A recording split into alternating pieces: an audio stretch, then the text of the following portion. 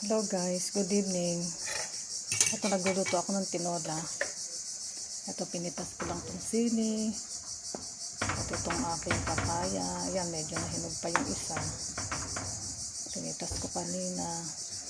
Tsaka itong dahon ng sili, pinitas ko lang din. Ayan, sa panahon ko sa tinola.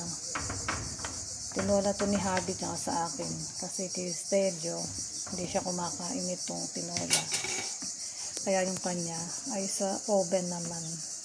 Ayan. Ito naman yung kay Bunso. Kasi hindi kumakain ng tinola yun. Kaya ito yung ginawa ko sa kanya. Hello, madre. Chicken in oven. Okay guys. Have a nice day. Pale.